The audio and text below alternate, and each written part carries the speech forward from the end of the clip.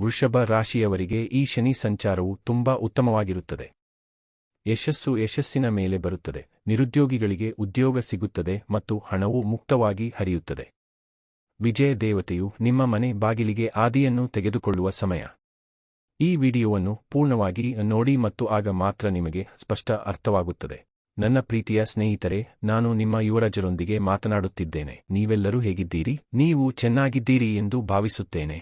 ನೀವು ಈಗ ಚೆನ್ನಾಗಿಲ್ಲದಿದ್ದರೂ ಇಂದಿನಿಂದ ನೀವು ಹೆಚ್ಚು ಚೆನ್ನಾಗಿರುತ್ತೀರಿ. ಅದಕ್ಕಾಗಿಯೇ ನಾನು ಈ ಪೋಸ್ಟ್ ಅನ್ನು ನಮ್ಮನ್ನು ಮತ್ತು 9 ಗ್ರಹಗಳನ್ನು ಸೃಷ್ಟಿಸಿದ ದೇವರನ್ನು ಪ್ರಾರ್ಥಿಸುವ ಮೂಲಕ ಪ್ರಾರಂಭಿಸುತ್ತೇನೆ. ಈಗ ನಾವು ಭಾರತದ ಪ್ರಮುಖ ಜ್ಯೋತಿಷ್ಯ ಸಂಶೋಧನಾ ಕೇಂದ್ರದ ಸ್ಪಷ್ಟ ಭವಿಷ್ಯವಾಣಿಗಳನ್ನು ನೋಡಲಿದ್ದೇವೆ. ಎಲ್ಲರೂ ಕೇಳುವ ಒಂದು ಪ್ರಮುಖ ಪ್ರಶ್ನೆಯೆಂದರೆ, ಶನಿ ಸಂಚಾರ ಯಾವಾಗ? ನಿಜವಾದ ಶನಿ ಸಂಚಾರ ಮಾರ್ಚ್ 6, 2026 ರಂದು ಶನಿ ಕುಂಭ ರಾಶಿಯಿಂದ ಮೀನ ರಾಶಿಗೆ ಚಲಿಸುತ್ತಾನೆ. ಅವನು 2.5 ವರ್ಷಗಳ ಕಾಲ ಅಲ್ಲಿಯೇ ಇರುತ್ತಾನೆ. ಅವನು ನಿಮ್ಮ ರಾಶಿಚಕ್ರಕ್ಕೆ ಯಾವ ರೀತಿಯ ಪ್ರಯೋಜನಗಳನ್ನು ನೀಡಲಿದ್ದಾನೆ? ಅದು ನಾಟಕೀಯ ಉತ್ತಮ ಪ್ರಯೋಜನಗಳು, ಮಧ್ಯಮ ಪ್ರಯೋಜನಗಳು ಅಥವಾ ಅವನು ಬಹಳಷ್ಟು ಕಷ್ಟಗಳನ್ನು ನೀಡುತ್ತಾನೆಯೇ ಎಂಬುದನ್ನು ವಿವರವಾಗಿ ನೋಡೋಣ.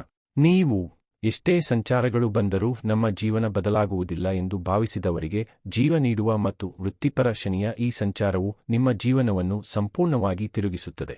ಈ ಸಂಚಾರದಲ್ಲಿ ಅವನು 6 ರಾಶಿಚಕ್ರ ಚಿಹ್ನೆಗಳ ಜನರಿಗೆ ಬಹಳ ಒಳ್ಳೆಯದನ್ನು ನೀಡುತ್ತಾನೆ. ಅವನು 2 ರಾಶಿಚಕ್ರ ಚಿಹ್ನೆಗಳ ಜನರಿಗೆ ಮಧ್ಯಮ ಪ್ರಯೋಜನಗಳನ್ನು ನೀಡುತ್ತಾನೆ. ಅವನು 4 ರಾಶಿ ಚಿಹ್ನೆಗಳ ಜನರಿಗೆ ರೋಗಗಳು, ಶತ್ರುಗಳು ಮತ್ತು ಸಾಲಗಳ ಮೂಲಕ ಕಷ್ಟಗಳನ್ನು ನೀಡುತ್ತಾನೆ. ಅಲ್ಲಿಂದ ನಿಮ್ಮ ಜೀವನದಲ್ಲಿ ಮುಂದುವರಿಯಲು ಮತ್ತು ಸಮಸ್ಯೆಗಳನ್ನು ತಡೆಯಲು ನಿಮಗೆ ಸಹಾಯ ಮಾಡಲು ನಾನು ನಿಮಗೆ ಹಲವು ಸಲಹೆಗಳನ್ನು ಹೇಳುತ್ತೇನೆ. ನೀವು ಇನ್ನೂ ನಮ್ಮ ಚಾನಲ್ಗೆ ಸಬ್ಸ್ಕ್ರೈಬ್ ಮಾಡಿಲ್ಲದಿದ್ದರೆ ಈಗಲೇ ಸಬ್ಸ್ಕ್ರೈಬ್ ಮಾಡಿ. ಈಗ ರಾಶಿಚಕ್ರದ 2ನೇ ಚಿಹ್ನೆಯಾದ ವೃಷಭ ರಾಶಿಯನ್ನು ನೋಡೋಣ. ಈ ಶನಿಯ ಸಂಚಾರದಿಂದ ಹೆಚ್ಚಿನ ಲಾಭ ಪಡೆಯುವ ಪ್ರಮುಖ ರಾಶಿ ವೃಷಭ ರಾಶಿ. ಅವರ ರಾಶಿಚಕ್ರವನ್ನು ಕಲೆಗಳ ಅಧಿಪತಿ ಶುಕ್ರನು ಆಳುತ್ತಾನೆ. ಸಂಗೀತ, ನಟನೆ, ನೃತ್ಯ, ಚಿತ್ರಕಲೆ, ಹಾಡುಗಾರಿಕೆ, ಸೌಂದರ್ಯಕ್ಕೆ ಒತ್ತು ನೀಡುವುದು, ಪ್ರೀತಿಯನ್ನು ಸೃಷ್ಟಿಸುವುದು ಮತ್ತು ಉತ್ತಮ ಸಂವಹನದ ಮೂಲಕ ಕಾರ್ಯಗಳನ್ನು ಪೂರ್ಣಗೊಳಿಸುವುದು ಮುಂತಾದ ಎಲ್ಲಾ ಕಲೆಗಳಿಗೆ ಶುಕ್ರ ಅಧಿಪತಿ. ಅನೇಕ ಚಲನಚಿತ್ರ ನಟರು, ನಟಿಯರು, ಸಂಗೀತ ನಿರ್ದೇಶಕರು, ಗಾಯಕರು, ನರ್ತಕರು ಈ ರಾಶಿಚಕ್ರ ಚಿಹ್ನೆಯ ಧ್ವಜವನ್ನು ಹಾರಿಸಿ ಯಶಸ್ಸನ್ನು ಸಾಧಿಸಿದ್ದಾರೆ ಮತ್ತು ಇಂದಿಗೂ ಸಹ ಈ ರಾಶಿಚಕ್ರ ಚಿಹ್ನೆಯ ಅನೇಕರು ಟಿವಿ ಮತ್ತು ಚಲನಚಿತ್ರಗಳಲ್ಲಿ ಯಶಸ್ಸನ್ನು ಸಾಧಿಸುತ್ತಿದ್ದಾರೆ. ಎಲ್ಲಕ್ಕಿಂತ ಮುಖ್ಯವಾಗಿ ಅವರು ಸ್ವಾರ್ಥಿಗಳಲ್ಲ. ಇತರರಿಗೆ ಸಮಸ್ಯೆ ಇದ್ದರೆ ಅಥವಾ ಏನಾದರೂ ಅಗತ್ಯವಿದ್ದರೆ ಅವರೇ ಮೊದಲು ಸಹಾಯ ಮಾಡುತ್ತಾರೆ. ಅವರ ಬಳಿ ಏನೂ ಇಲ್ಲದಿದ್ದರೂ, ಹಣ ಸಾಲ ಮಾಡಬೇಕಾಗಿ ಬಂದರೂ ಸಹ ಅವರು ಅವರಿಗೆ ಸಹಾಯ ಮಾಡುತ್ತಾರೆ. ನಿಮ್ಮ ಭರವಸೆಯೇ ನಿಮ್ಮ ಜೀವನ ಎಂಬ ಮಾತಿನ ಪ್ರಕಾರ ಈ ಜನರ ಪ್ರಮುಖ ಲಕ್ಷಣವೆಂದರೆ ಅವರ ಭರವಸೆಗಳನ್ನು ಉಳಿಸಿಕೊಳ್ಳುವುದು.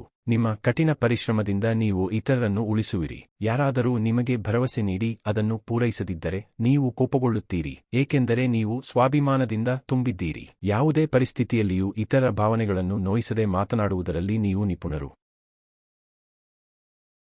ಅನೇಕ ಒಳ್ಳೆಯ ಅಂಶಗಳ ಹೊರತಾಗಿಯೂ ನನ್ನನ್ನು ಭೇಟಿ ಮಾಡಿದ, ಕರೆ ಮಾಡಿದ ಮತ್ತು ಸಂದೇಶಗಳನ್ನು ಕಳುಹಿಸಿದ ಅನೇಕ ಜನರು ತಮಗೆ ಸರಿಯಾದ ಕೆಲಸವಿಲ್ಲ, ಕಷ್ಟಪಟ್ಟು ಕೆಲಸ ಮಾಡಿದರೂ ಸಂಬಳ ಹೆಚ್ಚಿಲ್ಲ ಮತ್ತು ಅವರ ವ್ಯವಹಾರಗಳು ಲಾಭದಾಯಕವಾಗಿಲ್ಲ ಎಂದು ಹೇಳಿದರು. ಇದಕ್ಕೆ ಕಾರಣಗಳನ್ನು ನಾನು ನಂತರ ವಿವರಿಸುತ್ತೇನೆ.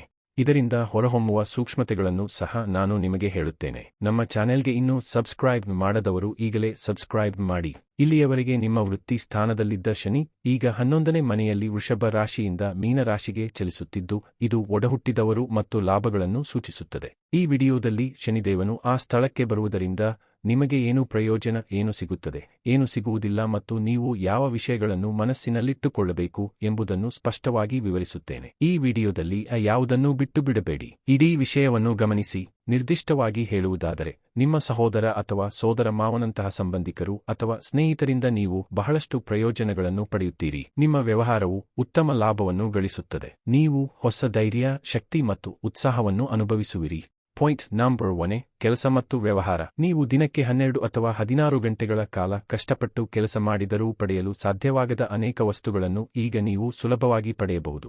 ನೀವು 2 ಪ್ರಯೋಜನಗಳನ್ನು ಪಡೆಯುತ್ತೀರಿ. ನೀವು ಬಹಳ ದಿನಗಳಿಂದ ಹುಡುಕುತ್ತಿದ್ದ ಕೆಲಸ ಮತ್ತು ಹಲವು ಜಾಬ್ ಇಂಟರ್ವ್ಯೂಗಳಿಗೆ ಹಾಜರಾದ ನಂತರವೂ ಕೆಲಸ ಸಿಗದಿದ್ದವರು ಈಗ ಉತ್ತಮ ಸಂಬಳದೊಂದಿಗೆ ಉತ್ತಮ ಉದ್ಯೋಗವನ್ನು ಪಡೆಯಬಹುದು. ನೀವು ಹಲವು ದಿನಗಳಿಂದ ಕಾಯುತ್ತಿದ್ದ ಬಡ್ತಿ ಮತ್ತು ಸಂಬಳ ಹೆಚ್ಚಳ ಈಗ ಲಭ್ಯವಾಗುವ ಸಾಧ್ಯತೆಯಿದೆ. ವಿದೇಶದಲ್ಲಿ ಮುದ್ರಿಸಲಾದ ಹಣವು ನಿಮ್ಮ ಖಾತೆಗೆ ಬರುವ ಸಾಧ್ಯತೆಯೂ ಇದೆ. ನೀವು ಒಬ್ಬಂಟಿಯಾಗಿ ವಿದೇಶಕ್ಕೆ ಹೋಗಲು ಪ್ರಯತ್ನಿಸಿದ್ದರೆ ಮತ್ತು ಯಶಸ್ವಿಯಾಗದಿದ್ದರೆ ಈಗ ಅದು ಸಾಧ್ಯ. ಇದಕ್ಕಾಗಿ ನೀವು ಸ್ವಲ್ಪ ಸಮಯದವರೆಗೆ ನಿಮ್ಮ ಕುಟುಂಬದಿಂದ ದೂರವಿರಬೇಕಾಗುತ್ತದೆ. ನಿಮಗೆ ವಿದೇಶಿ ಕಂಪನಿಯಲ್ಲಿ ಕೆಲಸ ಸಿಗುತ್ತದೆ ಅಥವಾ ವಿದೇಶದಲ್ಲಿ ಕಂಪನಿಗಾಗಿ ಇಲ್ಲಿಂದ ಕೆಲಸ ಮಾಡುವ ಅವಕಾಶ ಸಿಗುತ್ತದೆ. ಆಮದು ರಫ್ತು ವ್ಯವಹಾರದಲ್ಲಿರುವವರಿಗೆ ಉತ್ತಮ ಲಾಭ ಸಿಗುತ್ತದೆ ಮತ್ತು ವಿದೇಶಿ ಸಂಬಂಧಿತ ಬಿಪಿಒ ಕಂಪನಿಗಳು, ಬಹುರಾಷ್ಟ್ರೀಯ ಕಂಪನಿಗಳು ಇತ್ಯಾದಿಗಳಲ್ಲಿ ಅನೇಕ ಉತ್ತಮ ಉದ್ಯೋಗಾವಕಾಶಗಳು ದೊರೆಯುತ್ತವೆ. ಇಲ್ಲಿಯವರೆಗೆ ನಡೆದಿರುವ ದ್ರೋಹಗಳಿಂದಾಗಿ ಯಾರನ್ನು ನಂಬಬೇಕು ಮತ್ತು ಯಾರನ್ನು ನಂಬಬಾರದು ಎಂಬ ಬಗ್ಗೆ ನೀವು ತುಂಬಾ ಗೊಂದಲಕ್ಕೊಳಗಾಗುತ್ತೀರಿ. ಆದರೆ ಈಗ ನಿಮಗೆ ಒಳ್ಳೆಯ ಸ್ನೇಹಿತರು ಸಿಗುತ್ತಾರೆ. ಕೆಲಸದಲ್ಲಿ, ಮನೆಯಲ್ಲಿ ಅಥವಾ ಶಾಲೆಯಲ್ಲಿ ಮೊದಲು ನಿಮ್ಮನ್ನು ಗೌರವಿಸದವರು ಅಥವಾ ಮೆಚ್ಚದವರು ಈಗ ನಿಮ್ಮನ್ನು ಗೌರವಿಸುತ್ತಾರೆ. ಯಾರು ಒಳ್ಳೆಯವರು, ಯಾರು ಕೆಟ್ಟವರು ಎಂಬುದನ್ನು ನೀವೇ ನಿರ್ಧರಿಸಬೇಕು.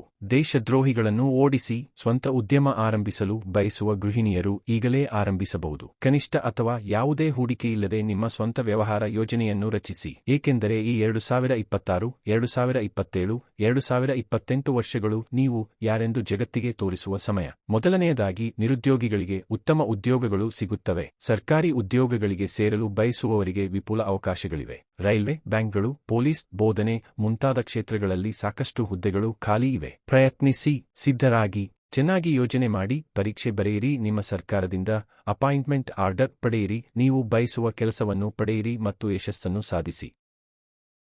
ಐಷಾರಾಮಿ ದೇವರು ಎಂದು ಪರಿಗಣಿಸಲ್ಪಟ್ಟ ರಾಹು ದೇವರು ನಿಮಗೆ ಐಷಾರಾಮಿ ಜೀವನವನ್ನು ನಡೆಸಲು ಸಹಾಯ ಮಾಡುತ್ತಾರೆ. 2026 ಮೇ ತಿಂಗಳ ಗುರು ಸಂಚಾರದ ವಿಡಿಯೋವನ್ನು ಶೀಘ್ರದಲ್ಲೇ ಬಿಡುಗಡೆ ಮಾಡುತ್ತೇನೆ. ಈ ವರ್ಷ ಗುರು ಭಗವಾನ್ 12 ರಾಶಿಚಕ್ರ ಚಿಹ್ನೆಗಳಲ್ಲಿ ನಿಮ್ಮ ರಾಶಿಚಕ್ರಕ್ಕೆ ಹೆಚ್ಚಿನ ಸಂತೋಷವನ್ನು ತರುತ್ತಾರೆ. ನಿಮ್ಮ ಹಿಂದಿನ ಮತ್ತು ಈ ಜನ್ಮದಲ್ಲಿ ನೀವು ಸಂಗ್ರಹಿಸಿದ ಪುಣ್ಯಗಳನ್ನು ಈಗ ನೀವು ಪಡೆಯಬಹುದು. ಇದು ನಿಮ್ಮ ಸ್ಥಾನಮಾನ, ಖ್ಯಾತಿ, ಗೌರವ ಮತ್ತು ಪ್ರಭಾವವನ್ನು ಸುಧಾರಿಸಲು ಬಹಳ ಸಹಾಯ ಮಾಡುತ್ತದೆ. 17 ವರ್ಷಗಳ ನಂತರ ನಿಮಗೆ ಬಹಳಷ್ಟು ಪ್ರಯೋಜನಗಳು ಸಿಗುತ್ತವೆ ಮತ್ತು ನಿಮಗೆ ಅನೇಕ ಒಳ್ಳೆಯ ಸಂಗತಿಗಳು ಸಂಭವಿಸುತ್ತವೆ. ಮುಖ್ಯವಾದ ವಿಷಯವೆಂದರೆ ನೀವು ಕೊಡುವ ಉದ್ದೇಶದಿಂದ ಏನು ಕೇಳಿದರೂ ಅದು ನಿಮಗೆ ಸಿಗುತ್ತದೆ. ಆದ್ದರಿಂದ ಅದನ್ನು ಪ್ರಾರ್ಥಿಸಿ. ನನಗೆ ಇದು ಸಿಕ್ಕರೆ ನಾನು ಇದನ್ನು ಮಾಡುತ್ತೇನೆ. ನನಗೆ 10,000 ಸಿಕ್ಕರೆ ಬಡವರಿಗೆ 100 ರೂಪಾಯಿ ದಾನ ಮಾಡುತ್ತೇನೆ. ಆಗ ನೀವು ಕೇಳಿದ್ದು ಖಂಡಿತವಾಗಿಯೂ ಸಿಗುತ್ತದೆ ಎಂದು ಪ್ರಾರ್ಥಿಸಿ. ಅದು ಬ್ರಹ್ಮಾಂಡದ ಶಕ್ತಿ. ಇದನ್ನೇ ವಿಶ್ವ ಮತ್ತು ದೇವರು ನಿರೀಕ್ಷಿಸುತ್ತಾರೆ. ನೀವು ಒಳ್ಳೆಯದನ್ನು ಮಾಡಿದಾಗ ನೀವು ಮಾತ್ರ ದೇವರು. ನೀವು 1,00,000 ರೂಪಾಯಿ ಗಳಿಸಿದಾಗ ಸಂತೋಷ ಸಿಗುವುದಿಲ್ಲ. ಭಿಕ್ಷುಕರಿಗೆ 10 ರೂಪಾಯಿ ದಾನ ಮಾಡಿದಾಗಲೂ ಸಂತೋಷ ಸಿಗಬಹುದು. ನೀವು ದಾನ ಮಾಡುವಾಗ ಬರುವ ಸಂತೋಷವನ್ನು ನೋಡಿ, ಅದು ದೇವರೊಂದಿಗಿನ ನೇರ ಸಂಪರ್ಕವಾಗಿದೆ. ನೀವು ಈಗ ಕೋಟ್ಯಾಧಿಪತಿಯಾಗುವುದನ್ನು ಯಾರೂ ತಡೆಯಲು ಸಾಧ್ಯವಿಲ್ಲ. ದೀರ್ಘಕಾಲದ ಜಗಳಗಳು, ನ್ಯಾಯಾಲಯದ ಪ್ರಕರಣಗಳು ಮತ್ತು ಕಸ್ಟಡಿ ಪ್ರಕರಣಗಳು ಈಗ ಕೊನೆಗೊಳ್ಳುತ್ತವೆ ಮತ್ತು ಇದು ನಿಮ್ಮ ಪರವಾಗಿಯೂ ಇರುತ್ತದೆ. ಪಾಯಿಂಟ್ ನಂಬರ್ 2, ಶಿಕ್ಷಣ. ಈ ಅವಧಿಯಲ್ಲಿ ಸ್ವಲ್ಪ ಕಷ್ಟಪಟ್ಟು ಅಧ್ಯಯನ ಮಾಡುವವರು ಉತ್ತಮ ಅಂಕಗಳನ್ನು ಪಡೆಯುತ್ತಾರೆ. ಅನೇಕ ಜನರು ತಮ್ಮ ನೆಚ್ಚಿನ ಕಾಲೇಜಿನಲ್ಲಿ ತಮ್ಮ ನೆಚ್ಚಿನ ವಿಷಯವನ್ನು ಅಧ್ಯಯನ ಮಾಡಲು ಅವಕಾಶ ಪಡೆಯುತ್ತಾರೆ. ವಿದೇಶದಲ್ಲಿ ಅಧ್ಯಯನ ಮಾಡಲು ಹಲವು ಅವಕಾಶಗಳಿವೆ. ಕಲೆ, ಕೃಷಿ, ಡಾಟಾ ಸೈನ್ಸ್, ಔಷಧ ಮತ್ತು ವೈದ್ಯಕೀಯ ಸಂಶೋಧನೆಯನ್ನು ಅಧ್ಯಯನ ಮಾಡುವವರು ಉತ್ತಮ ಪ್ರಗತಿಯನ್ನು ಪಡೆಯುತ್ತಾರೆ. ಕೆಲಸ ಮತ್ತು ಅಧ್ಯಯನಕ್ಕೆ ಸಂಬಂಧಿಸಿದ ಸ್ಪರ್ಧಾತ್ಮಕ ಪರೀಕ್ಷೆಗಳಲ್ಲಿ ಯಶಸ್ವಿಯಾಗಲು ಹಲವು ಅವಕಾಶಗಳಿವೆ. ಕ್ಯಾಂಪಸ್ ಇಂಟರ್ವ್ಯೂದ ಮೂಲಕ ಉತ್ತಮ ಕಂಪನಿಯಲ್ಲಿ ಕೆಲಸ ಪಡೆಯಲು ಹಲವು ಅವಕಾಶಗಳಿವೆ. ಈ ಅವಧಿಯಲ್ಲಿ ನೀವು ಏನು ಯೋಚಿಸುತ್ತೀರೋ ಅದು ಆಗುತ್ತದೆ, ಏನು ಕೇಳುತ್ತೀರೋ ಅದು ನಿಮಗೆ ಸಿಗುತ್ತದೆ ಮತ್ತು ನೀವು ಏನೇ ಮಾಡಿದರೂ ಅದು ಯಶಸ್ವಿಯಾಗುತ್ತದೆ. ಪಾಯಿಂಟ್ ನಂಬರ್ 3, ಮದುವೆ. ಈ ಅವಧಿಯಲ್ಲಿ ನಿಮಗೆ ಅಥವಾ ನಿಮ್ಮ ಕುಟುಂಬದಲ್ಲಿ ಯಾರಿಗಾದರೂ ವಿವಾಹವಾಗುವ ಸಾಧ್ಯತೆಗಳು ಹಲವು. ದೀರ್ಘಕಾಲದವರೆಗೆ ಮದುವೆಯನ್ನು ಮುಂದೂಡುತ್ತಿದ್ದವರಿಗೆ ಈ ಅವಧಿಯಲ್ಲಿ ಅವರ ಮದುವೆ ಬಹಳ ಆಡಂಬರದಿಂದ ನಡೆಯುತ್ತದೆ. ಇದರಿಂದಾಗಿ ನಿಮ್ಮ ಇಡೀ ಕುಟುಂಬ ಸಂತೋಷವಾಗಿರುತ್ತದೆ. ನಿಮ್ಮ ಮನೆಯಲ್ಲಿ ಅನೇಕ ಶುಭ ಘಟನೆಗಳು ನಡೆಯುವ ಸಾಧ್ಯತೆಯಿದೆ. ಪಾಯಿಂಟ್ ನಂಬರ್ 4, ಮಕ್ಕಳು.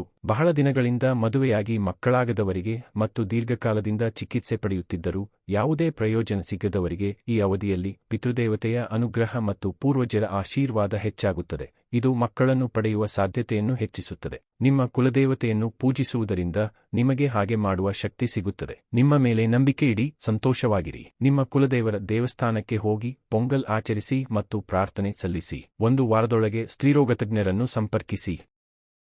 ಅವರ ಮಾರ್ಗದರ್ಶನದಲ್ಲಿ ಮಗುವನ್ನು ಹೊಂದುವ ಸಾಧ್ಯತೆಗಳು ಹೆಚ್ಚು. ಅದನ್ನು ಸರಿಯಾಗಿ ಅನುಸರಿಸಿ. ಇದನ್ನು ಪ್ರಯತ್ನಿಸಿ. ನಾನು ನಿಮಗೂ ಪ್ರಾರ್ಥಿಸುತ್ತೇನೆ. ಪಾಯಿಂಟ್ ನಂಬರ್ 5, ಆರೋಗ್ಯ. ಇದು ಒಳ್ಳೆಯ ಸಮಯ. ಇದರಲ್ಲಿ ನೀವು ಸಂತೋಷವಾಗಿರುತ್ತೀರಿ. ನಿಮ್ಮ ಆರೋಗ್ಯವು ಉತ್ತಮವಾಗಿರುತ್ತದೆ.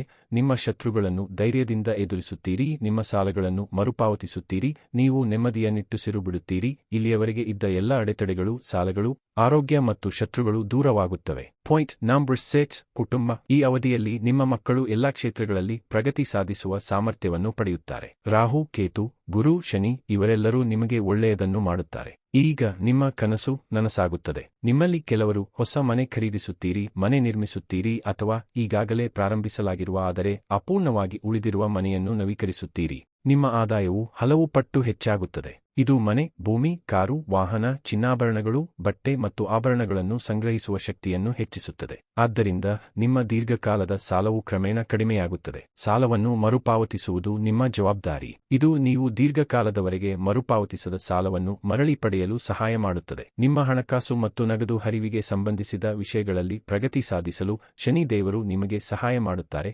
ನಿಮ್ಮನ್ನು ಬೆಂಬಲಿಸುತ್ತಾರೆ ಮತ್ತು ಯಾವಾಗಲೂ ನಿಮಗಾಗಿ ಇರುವ ಸ್ನೇಹಿತನಂತೆ ನಿಮಗೆ ಸಹಾಯ ಮಾಡುತ್ತಾರೆ. ಸಂತೋಷವಾಗಿರಿ, ಕಠಿಣ ಪರಿಶ್ರಮವೇ ನಿಮ್ಮ ಬಂಡವಾಳ. ಅದನ್ನು ಆನಂದಿಸಲು ಶನಿ ದೇವರು ನಿಮಗೆ ಸಹಾಯ ಮಾಡುತ್ತಾರೆ. ಪಾಯಿಂಟ್ ನಂಬರ್ 7, ನೀವು ನೆನಪಿನಲ್ಲಿಟ್ಟುಕೊಳ್ಳಬೇಕಾದದ್ದು. ಇಲ್ಲಿಯವರೆಗೆ ನಾವು ಸಕಾರಾತ್ಮಕ ವಿಷಯಗಳ ಬಗ್ಗೆ ಮಾತನಾಡಿದ್ದೇವೆ. ನೀವು ಇನ್ನು ಮುಂದೆ ನಕಾರಾತ್ಮಕ ವಿಷಯಗಳ ಬಗ್ಗೆ ಕೇಳಲು ಬಯಸದಿದ್ದರೆ ದಯವಿಟ್ಟು ಈ ವಿಡಿಯೋವನ್ನು ಇಲ್ಲಿಗೆ ನಿಲ್ಲಿಸಿ. ಪಾಸಿಟಿವ್ ಎನರ್ಜಿ ಮಾತ್ರ ಹರಿಯಲಿ. ನೀವು ಕಚೇರಿಯಲ್ಲಿ ಆತುರ ಮತ್ತು ಅಜಾಗರೂಕತೆಯನ್ನು ತಪ್ಪಿಸಿದರೆ ನಿಮ್ಮ ಮೇಲಧಿಕಾರಿಗಳಿಂದ ಹೆಚ್ಚಿನ ಸಹಕಾರ ಮತ್ತು ಅನುಕೂಲತೆಯನ್ನು ಪಡೆಯುತ್ತೀರಿ ಮತ್ತು ನೀವು ಚಿಂತನಶೀಲವಾಗಿ ಕೆಲಸ ಮಾಡಿದರೆ ನೀವು ಖಂಡಿತವಾಗಿಯೂ ತೃಪ್ತಿಕರ ಜೀವನವನ್ನು ನಡೆಸುತ್ತೀರಿ. ಬ್ಯಾಂಕ್ ಸಾಲ ಪಡೆಯುವುದು ಸುಲಭವಾಗುತ್ತದೆ. ಅನಗತ್ಯ ಸಾಲಗಳನ್ನು ತಪ್ಪಿಸುವುದು ಉತ್ತಮ. ಇಲ್ಲದಿದ್ದರೆ ಭವಿಷ್ಯದಲ್ಲಿ ನೀವು ಸಾಲವನ್ನು ಮರುಪಾವತಿಸಲು ಸಾಧ್ಯವಾಗದಿರಬಹುದು ಮತ್ತು ತೊಂದರೆಗಳನ್ನು ಎದುರಿಸಬೇಕಾಗುತ್ತದೆ. ವ್ಯಾಪಾರ ಪಾಲುದಾರರು, ನಿಮ್ಮ ಪ್ರತಿಸ್ಪರ್ಧಿಗಳ ಬಗ್ಗೆ ಜಾಗರೂಕರಾಗಿರಿ.